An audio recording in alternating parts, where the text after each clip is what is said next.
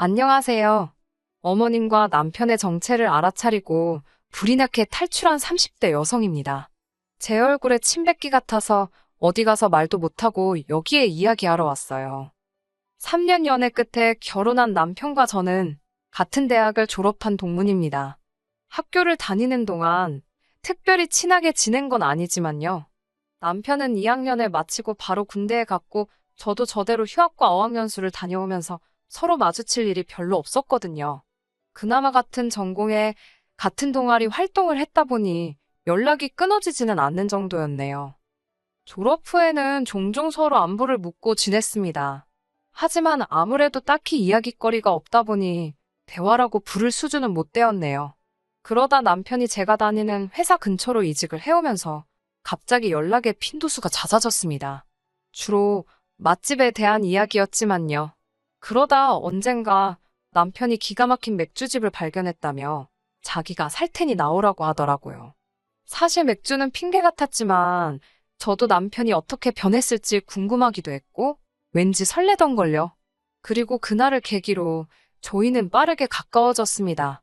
얼마 지나지 않아 결혼을 전제로 사귀는 사이가 되었고 1년의 교제 끝에 결혼까지 하게 되었으니까요. 정말이지 사람 일이란 건 예상할 수가 없는 것 같네요. 대학교부터 지금까지 10년이 넘는 세월이었고 저에 대해서 누구보다 잘 아는 사람이 남편이고 남편에 대해서 누구보다 잘 아는 사람이 저라고 생각했습니다. 그렇기에 저와 남편이 만들어갈 결혼 생활에 누구보다 자신이 있었습니다. 우리는 평생 행복하게 백년해로 할 수 있을 거라고요. 하지만 결혼 생활이라는 건 둘만 가지고는 되는 일이 아니더라고요. 돌이켜 생각해보면 그 시작은 어머님이셨습니다. 저희 어머님은 직접 만나보시면 아시겠지만 보기엔 지극히 평범하신 분입니다.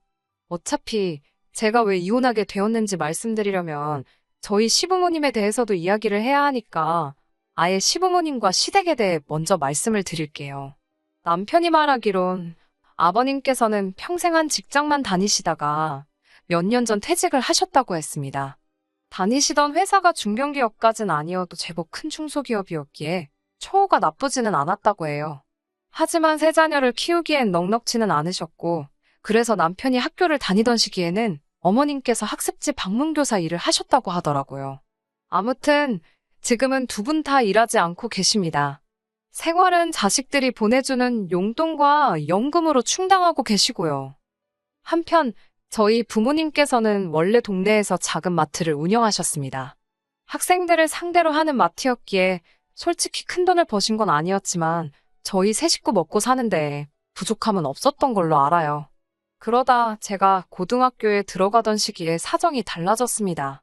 할아버지께서 돌아가시면서 저희 아버지 앞으로 작은 건물을 하나 남겨주셨거든요. 저희 아버지께선 전혀 모르고 있던 재산이라며 굉장히 놀라워하셨습니다. 할아버지께선 살아생전에 구멍난 양말은 물론이고 비닐봉지 하나 허투루 버리지 않으셨을 만큼 아끼며 사셨기에 아버지는 물론이고 저나 어머니도 지금까지 정말 감사하게 생각하고 있습니다. 아무튼 할아버지의 유산 덕분에 저희 집은 경제적으로 어느 정도 여유를 갖게 되었어요. 이후로 아버지께선 운영하시던 마트를 접으셨고 현재는 건물 관리 일을 하고 계십니다.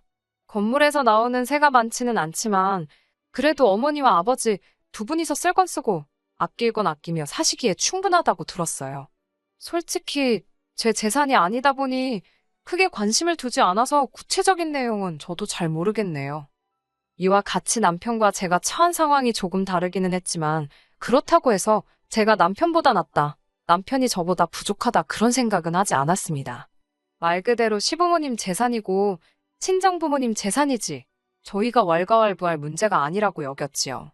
그저 저희 앞가림이나 잘하고 살자는 생각뿐이었지요. 돌이켜보면 상견례 자리에서부터 어머님이 보여주신 행동들은 상식적으로 이해가 되지 않았습니다. 시부모님이 생각보다 일찍 도착하셔서 먼저 룸에 들어가 계셨고 저희 부모님도 늦지 않게 도착을 하셨는데요. 저희 어머니가 룸에 딱 들어서자 여자분들은 아실 거예요. 뭐라고 해야 하나 사람을 위아래로 훑어보는 그 눈빛 있잖아요. 본능적으로 그럴 수도 있지요. 물론. 그런데 그게 아니라 정말 저희 어머니가 뭘 입고 뭘 걸쳤는지 꼼꼼히 확인하듯이 바라보시더니 그 가방이 참 예쁘다며 얼마 주고 샀냐고 물어보시는 거예요. 정말 안녕하세요. 다음에 나온 말이 가방 이야기였어요. 순간 저나 남편은 물론이고 어머님을 제외한 모두가 당황하고 말았지요. 저희 어머니께서 이걸 대답을 해야 하나 말아야 하나 싶으셨는지 이러지도 저러지도 못하고 어정쩡하게 웃고만 계셨기에 제가 너스레를 떨며 저희 아버지가 선물로 사주신 거라 어머니는 잘 모르실 거라고 대답했습니다. 어머님께서는 친정어머니의 가방에서 눈을 떼지 못하셨고 예단과 혼수 등의 이야기가 나왔을 땐 당신은 따로 바라는 건 없고 빼기는 하나 받았으면 좋겠다 하시더라고요. 속이 훤히 보이는 그 말씀에 황당하기도 하고 어이가 없기도 했지만 하지만 곧이어 집 이야기가 나오자 어머님께선 다 큰 자식들이 결혼하는데 부모가 해줄 게 뭐가 있겠냐입니다. 그러면서 당신은 3천만 원이 최대라고 하시더군요. 당시 남편이 모아둔 돈은 4천이었습니다. 아무리 제가 시댁 재산에 관심이 없다고 해도 그래도 3천만 원은 좀 야속하다 느껴졌어요. 저희 친정부모님께선 1억 정도를 생각하고 계셨고 저도 모아둔 돈이 6천이 있었으니 더 황당하게 느껴졌던 것도 같아요. 친정부모님께선 돈이란 게 원래 있다가도 없고 없다가도 있는 거니 크게 개의치 말라 하셨습니다. 그래도 사윗감 하나는 마음에 든다며 그대로 결혼을 진행하라고요. 몇몇 친한 친구들이 기우는 결혼은 하는 게 아니라면서 저를 말렸지만 사람 마음이 그렇게 쉽게 단념이 되나요? 저 역시 친정부모님과 마찬가지로 돈 때문에 좋은 사람을 놓칠 수는 없다고 생각했네요. 그렇게 저희는 양가 어른들의 축복을 받으며 부부의 연을 맺었습니다. 제가 전셋집을 구하고 남편이 결혼식과 신혼여행 그리고 혼수에 들어가는 비용을 부담했습니다. 혹시나 남편이 미안해할까봐 제가 나서서 괜찮다고 신경 쓰지 말라고 했어요. 하지만 어머님께서는 이런 저희의 사정을 모르시는 건지 상견례 때 이야기 한 백은 안 사줄 거냐고 물어보시더라고요. 친정어머니도 그게 마음에 걸리셨다며 기왕 약속한 거 기분 좋게 하나 사드리라고 하셨기에 저희 어머니 가방과 같은 브랜드의 제품으로 마련해드렸습니다. 그런데 어머님 반응은 제 예상과는 달리 시큰둥했어요.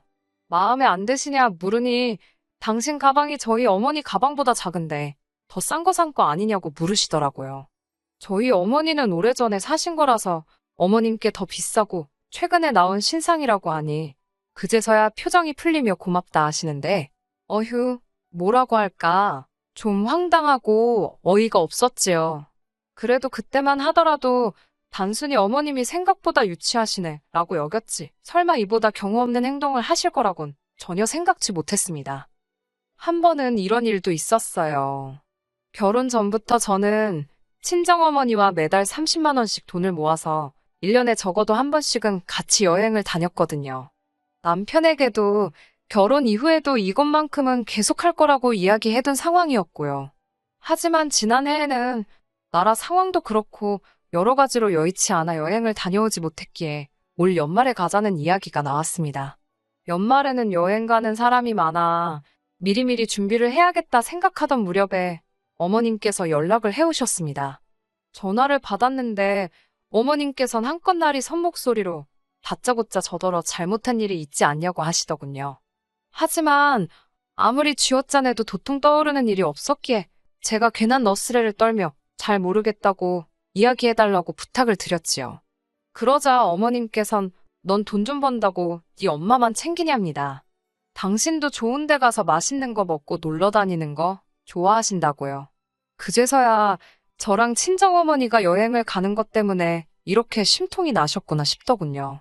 저는 어머님께 그럼 다음에는 같이 가자고 대신 어머님도 어머님 경비는 가져오셔야 한다고 혹시나 오해하실까 최대한 애교스럽게 말씀드렸습니다.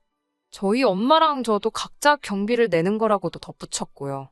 그러자 어머님께선 죄송하면 죄송하다고 말을 하면 되지 돈을 내라 마라 치사하고 더럽답니다. 황당했지요. 당황한 제가 통장이라도 보여드려야겠냐고 여쭤봤지만 어머님은 됐다고 저더러 정말 웃기네라 하셨어요. 돈 이야기가 나와서 말이지만 저는 따로 남편 월급에 관여하지 않았습니다. 예를 들어 남편이 생활비라고 한 달에 100만 원을 주면 저도 똑같이 100만 원을 보태서 200만 원으로 살림을 꾸렸어요. 나머지 돈은 어떻게 쓰던지 간섭하지 않았습니다. 일단 남편이 현명하게 쓸 건 쓰고 모을 건 모을 거라는 믿음이 있었고, 사실 시댁이 친정보다 어려운 상황이었잖아요. 때로는 저와 상의하지 않고 시부모님을 챙겨드리고 싶을 수도 있을 거고요.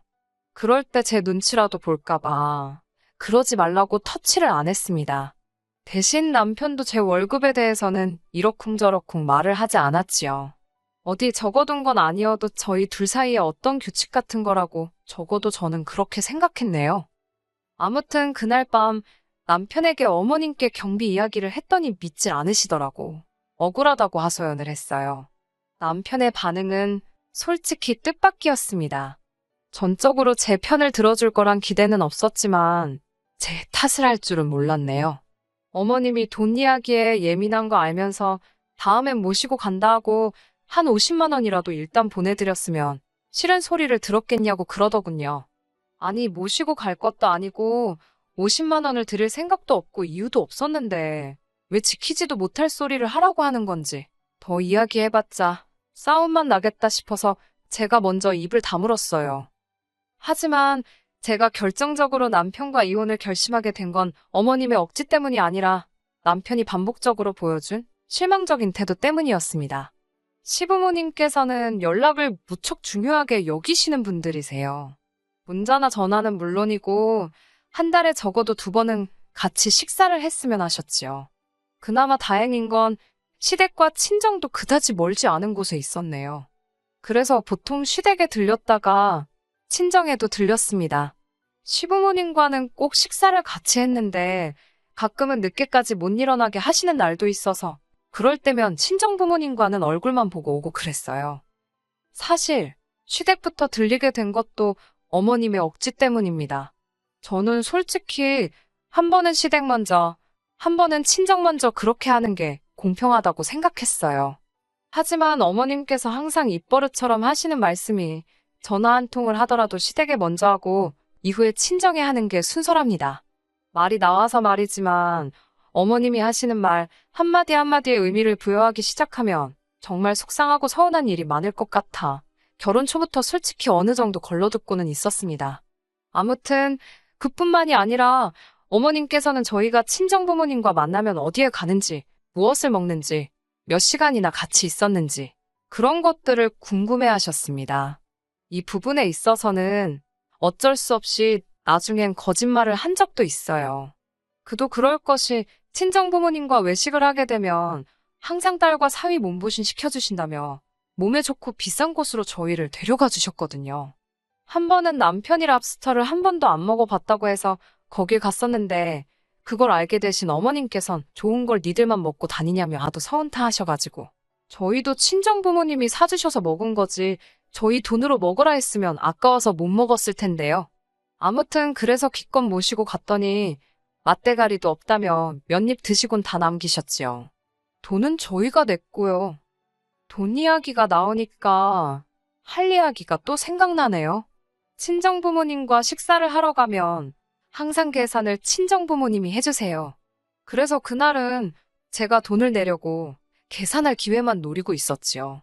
친정아버지께서 화장실에 가신다고 잠시 자리를 비우셨고 그 틈에 제가 20만 원 남짓을 긁었습니다. 그러자 친정아버지께서 니들이 왜 그걸 내냐며 화를 내시더니 제 손에 기어이 50만 원을 쥐어주셨지요. 뿐만 아니라 결혼식 이후 저희는 매달 생활비의 일부로 친정엔 20만 원, 시댁엔 30만 원씩 용돈을 드리고 있었어요. 하지만 저희 결혼기념일이 돌아왔을 때 친정부모님께선 300만 원으로 그 돈을 되돌려 주셨습니다. 어디 가서 둘이 오붓한 시간이라도 보내고 오라면서요. 하지만 그 무렵 시부모님께서는 물가가 얼마나 올랐는데 아직도 30만 원이냐며 더 올려달라고 요구를 해오셨지요. 양쪽 집안 어른들을 비교하면 안 되는 거지만 저도 사람이다 보니 어쩔 수 없이 더 잘해주시는 쪽으로 마음이 기울더라고요. 그렇다고 제가 시댁을 무시하거나 업신여기지는 않았어요. 오히려 서운타 하실까봐 40만 원으로 용돈도 올려드렸고 해주시는 거 없어도 제철 과일, 좋은 음식 같은 건 때때로 댁으로 보내드렸습니다. 하지만 지난달 일이 터졌습니다. 저는 지금도 왜 일이 갑자기 그렇게 된 건지 이해는 되지 않지만 그날은 저희 친정어머니께서 저희 집에 소불고기에 간장게장에 김치에 바리바리 싸우셨더라고요. 그래서 제가 너무 감사해서 20만 원 챙겨드렸습니다. 솔직히 20만 원으로 재료비나 될까요? 마음 써주시고 고생하신 거에 비하면 아무것도 아니라고 생각했습니다. 그런데 민망하게 남편이 감사하단 소리도 안 하고 멀뚱멀뚱 서 있길래 제가 눈치를 좀 줬습니다. 그러자 로봇 마냥 뻣뻣하게 감사하다고 인사를 하더라고요. 평소라면 넉살 좋고 살갑게 구는 인간이 왜 이러나 싶어서 황당하기도 하고 어이없기도 하고 저희 어머니도 말씀으로는 볼 일이 있어서 가보신다 하며 서둘러 나가셨지만 제가 느끼기엔 사위 반응이 썰렁하니 민망해서 나가신 것 같았거든요. 기분이 너무 안 좋았어요. 친정어머니가 나가시고 제가 남편한테 뭐가 문제냐고 물었습니다. 그러자 왜 장모님은 자기한테 연락도 없이 집을 오시냐는 거예요. 그러면서 저더러 어머님이 저한테 연락 없이 집에 오시면 좋겠냐고요. 솔직히 제 입장에서 친정어머니가 오시는 거랑 어머님이 오시는 건 완전히 다른 이야기잖아요. 친정어머니는 뭐 하나라도 더 주러 오시지. 제가 살림을 잘하고 있는지 어쩐지 흠을 잡으러 오시는 것도 아니고. 하지만 어머님께선 오시면 이것저것 다 열어보시고 훈수를 두신단 말입니다. 그리고 어떤 장모가 사위한테 연락을 하고 집에를 오나요? 보통은 날이랑 이야기하지. 제가 어이가 없어서 도대체 왜 시비를 거냐고 하니까 자기가 지켜봤더니 제가 친정에만 잘하는 게 눈에 보인답니다. 저더러 한 번이라도 자기 부모님 손에 따로 용돈 쥐어드려 본 적 있냐면서 아까 자기가 장모님 돈 드리는 거 맞다고. 돈 벌어서 다 친정에 퍼주는 거냐입니다. 친정에 해주는 거 좋다. 그러면 시댁도 해줘야 하는 거 아니냐고요. 저도 너무 억울해서 지금 냉장고에 들어있는 반찬들을 보고도 그런 소리가 나오냐 물었습니다. 어머님께서 나한테 머리끈 하나 사주신 적 있냐고. 그래놓고 무슨 용돈이냐고. 나도 사람이라서 그런 어머님 아버님께 서운한 적 있고 섭섭했지만 그래도 무시한 적은 없다. 그렇게 속상하면 너도 네 돈으로 챙겨드리라고. 왜 갑자기 난리냐고 따졌어요. 그러자 남편이 저더러 며느리로서 시부모님 용돈 좀 챙겨드릴 수 있는 거지. 제가 주면 어디 덧나냐입니다. 그 소리를 들으니 정말 머리가 뚜껑이 있다면 열리는 게 이런 거구나 싶더라고요. 너는 그렇게 맨날 얻어먹기만 하면서 우리 부모님한테 돈 10만 원 드려본 적 있냐고 따져 물으니 자기가 안 드려도 장인 장모님은 돈이 많지 않냐입니다. 원래 있는 사람이 좀 베풀고 사는 거라며 가족끼리 그런 걸 왜 계산적으로 따지냐고요. 눈치채셨겠지만 남편 말은 앞뒤가 전혀 맞지 않았습니다. 그 자리에서 그런 남편의 헛소리를 듣고 상대해야 하는 제 심정은 어땠겠어요? 결국 저도 해서는 안 될 말을 하고 말았습니다. 해온 것도 없으면서 바라는 게 왜 이렇게 많냐고, 왜 시비를 걸고 그러냐고요. 그러자 남편이 저더러 그것 보랍니다. 속으로 자기를 무시하고 있었던 게 맞대요. 자기를 무시하고 시부모님을 무시하니까 저딴 소리를 하는 거라나. 그러면서 먼저 이혼하자 그러대요. 귀책 사유가 저한테 있답니다. 아내돌이 며느리돌이를 못하면 옛날엔 쫓겨났다면서요. 어이가 없어서 코웃음을 치며 무서워 죽겠다고 그래 이혼하자 했습니다. 그러니까 이 인간이 아차 싶었는지 생각할 시간을 줄 테니 반성부터 하라네요. 어이가 없어서 협의로 갈 건지 소송으로 갈 건지 너나 생각하라 했습니다. 남편 꼬라지를 볼수록 괘씸하고 열이 받아서 돌이킬 수 없는 강을 건넜다 싶어요. 솔직히 남편이 싹싹 빌고 숙이고 들어오면 봐줄까 싶었는데 오히려 어머님 아버님까지 어떻게 장인 장모가 사위를 어려워하질 않냐며 다 들었다고 가만 못 넘어간다고 난리 부르스를 추셔서 어디 한번 해보고 싶으면 해보라고 말하고 저도 변호사 찾아가서 이혼 소송 준비했네요. 그냥 있었으면 그래도 남편과 잘 풀어서 그냥 넘어가던지 정 안 되겠으면 합의 이혼이라도 했을 텐데 말입니다. 제가 돈이 뭐가 아쉬웠겠어요? 변호사 비용으로 얼마가 들던 그 집구석의 위자료만 뜯어낼 수 있게 해달라고 했습니다. 돈으로 아쉬운 건 그 집이니까요. 돈 벌자고 하는 게 아니라 이혼당하고 위자료도 뱉어내고 기분 더러우라고 한 거예요. 그렇게 안 해도 되었을 자식 이혼까지 시키고 안 내도 되었을 위자료까지 뱉어내게 만들었습니다. 위자료 얼마 나오지는 않았지만 마지막까지 한 방 먹여주고 나왔다는데 의의를 두려고요. 아내한테 며느리돌이 운운하면서 사실은 자식돌이 대리효도를 강요한 대가가 이 정도일 줄은 생각도 못했을 거예요. 적당히 챙겨주고 그냥 넘어가 줄 때 끝냈어야지. 다른 건 몰라도 이렇게 탈출하게 돼서 속 하나만큼은 정말 후련하네요. 끝까지 들어주셔서 감사합니다. 오늘의 사연은 여기까지입니다. 구독과 좋아요, 알람 설정 부탁드리고 더 좋은 사연으로 다시 찾아뵙겠습니다. 감사합니다.